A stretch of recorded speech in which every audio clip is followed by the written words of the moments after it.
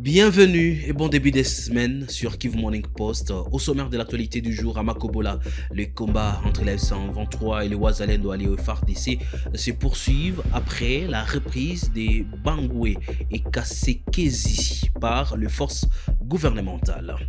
À Ouvira, des tirs d'armes lourdes et automatiques ont paralysé la ville ce lundi, contraignant les habitants à rester chez eux après l'appel à une marche de soutien à l'AFC en 23. C'est tout pour les sommaires. Après cette virgule, les détails.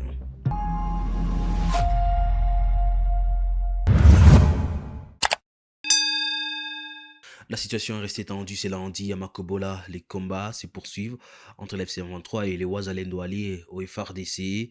Le 21 décembre 2025, le village des Bangoué Kassekezi sont passés sous contrôle de FARDC et les Wazalendo après des combats contre les F-123. Il faut préciser que les combats se poursuivent toujours juste en ces moments. Jusqu'à présent, les informations que nous avons, les combats se déroulent entre Pemba et Munene, toujours dans le territoire de Fizi, secteur de Tanganyika, dans le groupement de Babungwe Nord. En fait, hier, la situation était confuse par le fait qu'il y avait des avancées de la part de la coalition gouvernementale, donc FARDC et Wazalendo. Et ils ont repris le village de Kassekezi, ils ont repris le village de Bangoué et Katuta. C'est le bilan ou les informations que nous avions passé la nuit avec. Mais aujourd'hui, le matin, la situation sur le terrain a changé. Selon les informations que nous avons, et les combats se poursuivent entre Munene et Pemba. Mboko et Baraka, c'est à peu près 50 à 45 km. Là, c'est au moins ça doit être à 20 km. Ça doit être à 20 ou 15 km de Mboko. Restons toujours dans cette partie de la province du Sud Kivu. Des tirs d'armes automatiques et lourdes ont paralysé la ville d'Ouvira ce lundi 22 décembre 2025. Les habitants sont restés terreux chez eux et aucune circulation n'a été signalée sur les acteurs principaux. Les tirs entendus à Kanvivira et à Kalundu surviennent après l'appel à une marche de soutien à l'AFC en 23.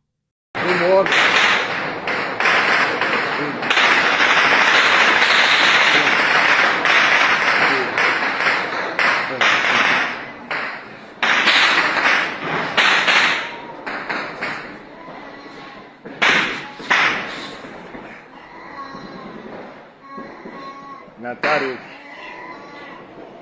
masasi nalia tujuni ya nini, tuko hospitali bengine banafikana chini ya vitanda. Ona mtu ona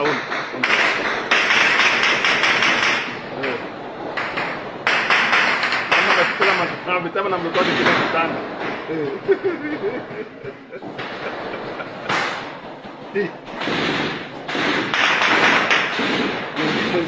Mwingine iko chini hivi, iko chini ya kitanda hivi, kitanda anacha kitanda na kitanda. Mwingine huyo hapo ndo bakulu ndo bana chana ndo baba iko chini ya vitanda.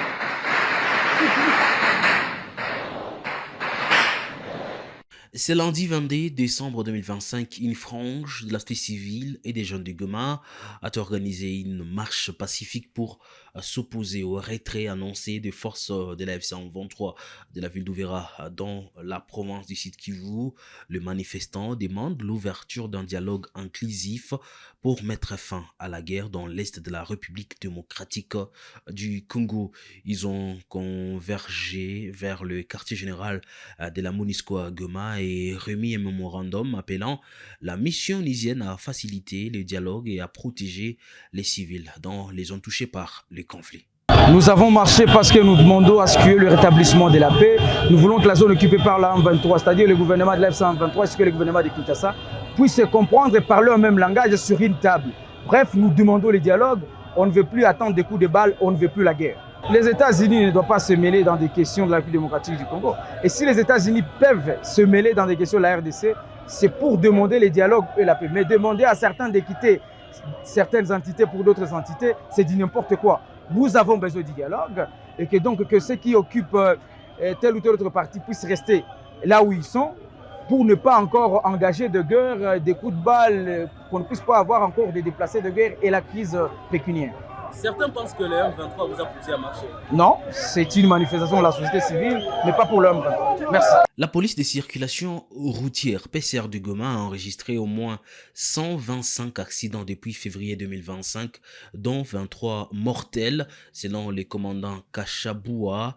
Les principales causes identifiées sont l'ivresse au volant et l'excès de vitesse. 12 personnes ont été grièvement blessées et hospitalisées.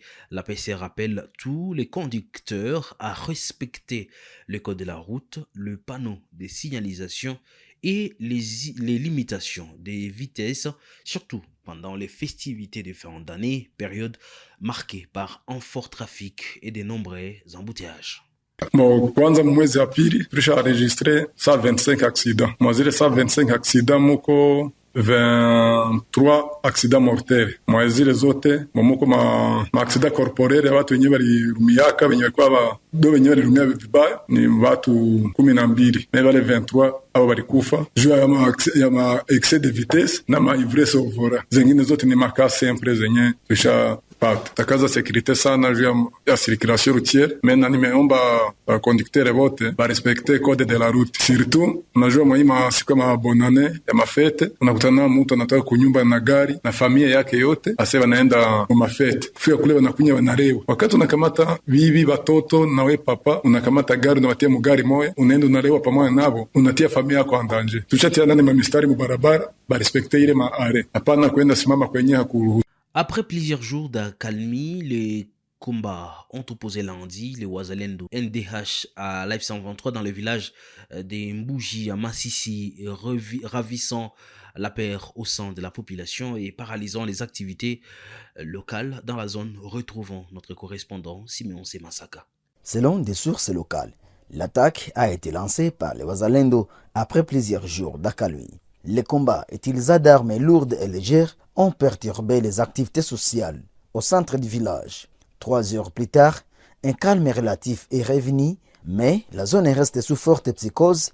Les habitants ignorants qui contrôlent le secteur et redoutant d'une reprise des attaques. C'était des violents combats. Depuis le matin, les ACNDH ont attaqué alors que le M23 était présent mais sans position fixe. La population s'est enfermée dans les maisons, rapporte un habitat sous anonymat. Par ailleurs, des hommes armés assimilés aux Wazalendo ont mené une incursion à piloter dans la nuit, enlevant un habitant dont la localisation reste inconnue. Pilote, à environ 2 km de Mweso sur l'axe Kichanga-Kalembe, connaît une insécurité persistante depuis 2 mois. Ces incidents interviennent alors que les autorités locales et militaires renforcent la sécurité pour les festivités dans cette partie du territoire de Massissi. Le général Edi Kapland, commandant de la 22e région militaire de FARDC, a placé toutes les unités en alerte maximale. Il a salué le calme observé en 2025 et rappelé la mission régalienne de forces de défense. Concernant le drame des Kasumbalesa, il a confirmé 23 morts et indiqué que plusieurs civils ont été interpellés tandis que des enquêtes sont en cours jusqu'à maintenant. La première chose, j'ai constaté que 2021 fut l'ensemble de la juridiction des cas. Ça veut dire qu'il y a des hommes et des femmes au sein de la police et des forces armées qui ont veillé avec détermination pour gérer ces cas et protéger nos frontières. Ensuite, il était l'occasion pour moi de rappeler la mission des forces armées et de la police et de mettre toutes les unités, nos soldats et nos officiers en alerte pour être prêts à répondre à toute provocation d'où qu'elle vienne. J'ai demandé un rappel à tous les officiers et soldats les engagements pris pour chacun de nous de sacrifier notre vie pour la survie de la patrie. Je leur ai dit que moi comme commandant, les jours que je serai au devant de tout, au front, que personne, donc mes collaborateurs, officiers ou soldats, aura droit de fuir. Celui qui va fuir, donc il n'a pas été avec nous, il n'est pas pour la République, il n'est pas pour les drapeaux de la patrie, il n'est pas pour la paix, pour la sécurité, c'est un traître. Et la patrie ne tolère pas et ne pardonne pas la trahison.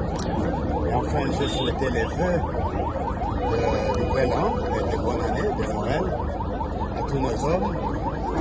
Et avec la bénédiction de l'Éternel, nous gagnerons.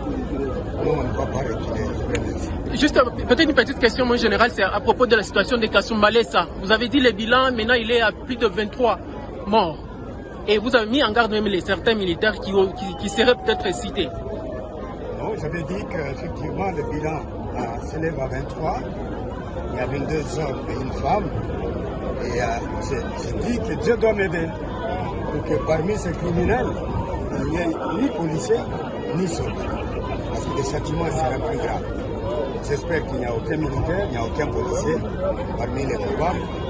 Il y a certains civils qui sont déjà arrêtés. Les enquêtes continuent et nous allons châtier tous ceux qui sont là. Dans la ville-province de Kinshasa, la police et l'armée ont tenté dimanche d'empêcher une conférence débat animée par l'opposant congolais Martin Fayoulou à la Cité Verte. L'événement organisé par le mouvement des jeunes intellectuels chrétiens sur les dialogues nationaux inclusifs a été perturbé par un important dispositif des policiers et militaires. Malgré les obstacles, la rencontre s'est tenue en plein air sur la voie publique.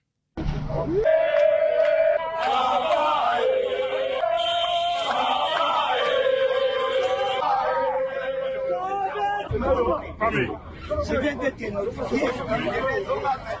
Ce n'est pas autorisé. Est-ce que, s'il vous plaît, dans une salle, s'il vous plaît, monsieur le collègue. Mais maintenant, moi, je change avec. Non, moi, je ne connais pas. Alors, regardez les gens là. On est en train de tuer les Congolais là-bas. Et vous êtes ici pour moi.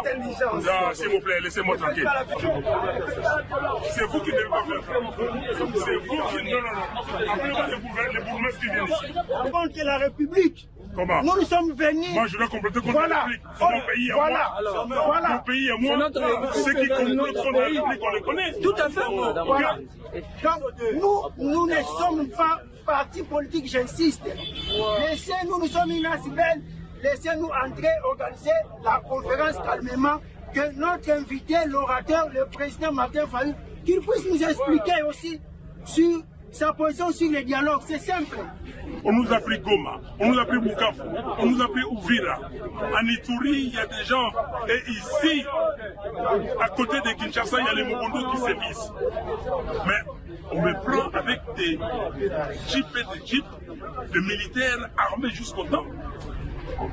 Parce que je dois tenir une conférence débat, expliquer aux jeunes gens pourquoi nous réclamons le dialogue national inclusif, mais dans une salle privée.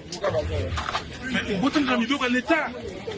Comment vous pouvez faire exercer la loi ou faire appliquer la loi quand vous ne connaissez pas la loi? Mais il y a un dialogue. Ça vous été? Le dialogue pour Nanini. Le dialogue, vous voyez que Mbo Canabiso, Tobanda qui n'a 1960. Ok? Tozu indépendance. Tokene na ba dialogue. Babenga yango Tananarive. Babengi Lovanium. Babengi Coquillatville. Babengi ba dialogue titre na conférence nationale souveraine. Sima Oyo. Bomona ki dialogue elekaki na Sun City. Ok? Mboka ezali yakobeba parce que banguna ba côté libiso.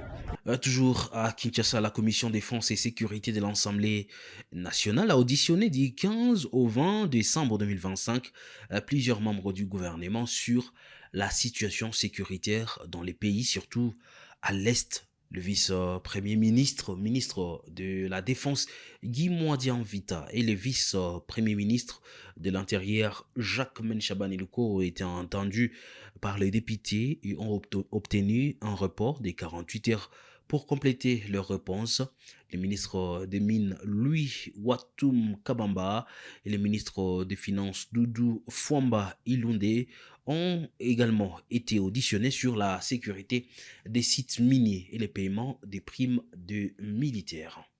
La commission permanente défense et sécurité de l'Assemblée nationale a, durant la semaine du 15 au 20 décembre 2025, procédé à l'audition des membres du gouvernement Judith Suminwa Tuluka sur la situation sécuritaire qui prévaut dans plusieurs parties du pays, particulièrement dans la partie orientale. Cela fait suite aux recommandations formulées par la plénière de la Chambre basse du Parlement pour l'analyse approfondie de matières ayant trait à la sécurité nationale.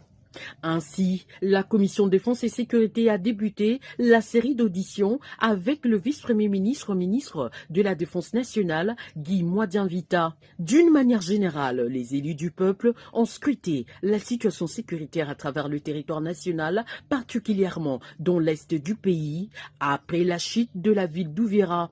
Séance tenante, le VPM de la Défense a sollicité et obtenu auprès des députés nationaux un report de 48 heures afin de rencontrer les préoccupations soulevées par les élus du peuple. Après les patrons de la Défense nationale vient le tour du vice-premier ministre, ministre de l'Intérieur, Sécurité, Décentralisation et Affaires coutumières, Jacques Machabani Louko, d'être auditionné par les députés nationaux, membres de la Commission permanente Défense et Sécurité, qui, préoccupés par la situation sécuritaire sur l'ensemble du territoire national, ont travaillé sans répit et avec abnégation. Au vu de la complexité et de la technicité des préoccupations soulevées par les élus du peuple, le VPM de l'Intérieur, Décentralisation et Affaires coutumières a sollicité et obtenu des revenir dans un temps record, question de se préparer pour satisfaire les attentes et aspirations des députés nationaux. Poursuivons la série d'auditions dans l'objectif de puiser toutes les matières en sa possession. La Commission défense et sécurité a jeudi 18 décembre 2025 auditionné le ministre de Mines, Louis Watoum Kabamba, sur la situation relative à la sécurité des sites miniers à travers le pays, car l'insécurité est due généralement à l'exploitation illégale de minerais et la présence de militaires dans certains carrés miniers. Face aux préoccupations pertinentes posées par les députés nationaux, le ministre de Mines, Louis Watoum Kabamba, a sollicité et obtenu un report de 48 heures afin de bien préparer ces éléments des réponses. Face au regain de violence qui sévit dans la partie orientale de la RDC, plus particulièrement dans les provinces des Nord Kivu et Sud Kivu, où de massacres sont perpétrés par l'armée rwandaise via ce supplétif de l'AFC M23, les députés nationaux ont voulu s'assurer de la régularité de paiement de la prime spéciale de militaires. C'est dans ces cadres qu'ils ont invité le ministre de Finances, Doudou Fwamba Ilunde, pour l'auditionner. Après avoir écouté tous ce membres du gouvernement, la commission Défense et Sécurité a dit réserver la primaire de son rapport à la plénière conformément à l'article 43 du règlement intérieur de l'Assemblée nationale. Pour rappel, le bureau de la commission permanente Défense et Sécurité de l'Assemblée nationale est composé des députés nationaux Rubens Mikindo Mouima, Carline Zanzou, Jonas Ntsumbu, Serge Bahati Maïngende et Joseph Nkoy, respectivement président, premier vice-président, deuxième vice-président, rapporteur et rapporteur adjoint. Ça n'est complètement fini pour l'actualité du jour de ce lundi. Messieurs, dames, merci à vous de l'avoir suivi. Nous sommes Kivu Morning Post, la référence des informations à l'Est de la République démocratique du Congo. Nous sommes sur les terrains pour vous donner la vraie information. C'est pour la première fois que vous nous suivez. Abonnez-vous à la chaîne. On se retrouve d'ici là pour d'autres nouvelles. Portez-vous bien.